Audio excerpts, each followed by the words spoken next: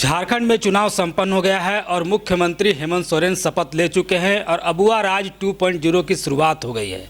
लेकिन मंत्रिमंडल का विस्तार नहीं हो पाया है और लगातार राजनीतिक कयास लगाए जा रहे हैं, कहीं 4-1 कहीं 5-1। क्या है पूरा मामला, हम सीधे जानते हैं झारखंड प्रदेश कांग्रेस के महासचिव राकेश सिन्हा जी से। क्या चर्चाएं हो रही है, जिस प्रकार से मंत्रिमंडल का विस्तार नहीं हो रहा है, क्या कुछ हो रहा है इस मामले में? नहीं, देखिए, कहीं कोई बात नहीं है। मंत्रिमंडल का विस्तार तय सीमा पर हो जाएगा। बहुत हड़बड़ी भी नहीं है और बहुत ज़्यादा विलम्ब भी नहीं हुआ है। तो तमाम चीज़ें हैं, धैर्य के साथ तमाम चीज़ें होगी। और जहाँ तक मंत्रिपरिषद का सवाल है तो मंत्रिपरिषद का पूरा खाका तैयार है। तमाम नामों पे चर्चा भी चल रही है और बहुत जल्द, हमें लगता है कि बहुत जल्द जो है मंत्रिपरिषद में कौन व्यक्ति शामिल होंगे, इस पर शीर्ष नेतृत्व अपना मुहर लगाने का काम कर देगी। विधायक के बारे में कहा जा रहा है कि कांग्रेस के विधायक दिल्ली में डेरा जमाए हुए हैं। क्या कुछ पैरवी चल रहा है? क्या पैरवी के आधार पर मंत्रिमंडल का बंटवारा हो रहा है? देखिए, ये बातें जो लोग कहते हैं कि फलना व्यक्ति दिल्ली में डेरा जमाए हुए हैं, तो उनको पहले ये समझ लेना होगा कि दिल्ली में हमारा शीर्ष नेतृत्व रहता है, हमारा आला कमान रहता है।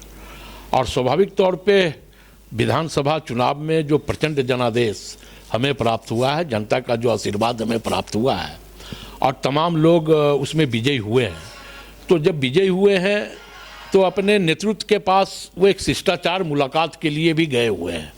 और शिष्टाचार मुलाकात को किसी दूसरे एंगल से देखना हमें लगता है कि वह ठीक नहीं है।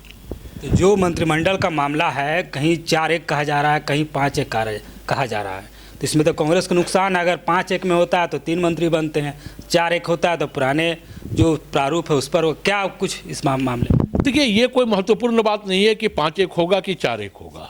तो मंत्रिमंडल में घटाव हो जाएगा? नहीं, मैं ये कह रहा हूँ कि जो भी होगा राज्य के विकास के लिए होगा और जो भी लोग बनेंगे वो राज्य के अंतिम व्यक्ति तक विकास की किरण पहुंचाने का काम करेंगे, राज्य को विकास की एक नया आयाम में लेकर के जाने का काम करेंगे। महत्वपूर्ण यह है कि जो हमने 7 गारंटियां दी है, उन गारंटियों को हम धरातल पे उतारें।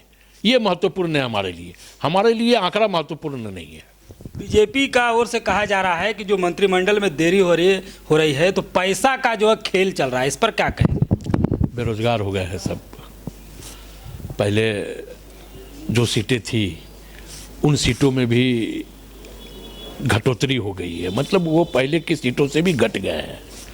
पूरा एनडीए का कुनबा मिला हुआ था, पूरा एनडीए का कुनबा मिल करके 27 नहीं पार कर पाए। तो अब कुछ भी बोलेंगे ना, बेचारे, नौकरी बचानी है। तो वो बता रहे हैं क्या कि 1000 रुपया घूस दे करके जो है वोट ले गया महिलाओं से? ये तो बहुत अच्छी बात है। अगर भारतीय जनता पार्टी ने ये बातें कही है तो इसका यह मतलब है कि इस राज्य की महिलाओं को वो क्या समझ रहे हैं। ये तो आकलन आपको करना होगा कि वो राज्य की महिलाओं को यह कह रहे हो, भारतीय जनता पार्टी के लोग, अगर कि 1000 रुपया दे करके अगर वोट दिया है तो इसका यह मतलब है कि हमारी राज्य की माताओं और बहनों के ऊपर भारतीय जनता पार्टी प्रश्न खड़ा कर रही है और इसका मुकम्मल जवाब हम नहीं देंगे। फिर से इस राज्य की माता और बहन देने का काम करेगी भाजपा को।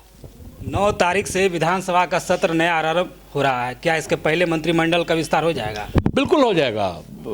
मैंने कहा कि बहुत जल्द मंत्रिपरिषद का विस्तार हो जाएगा।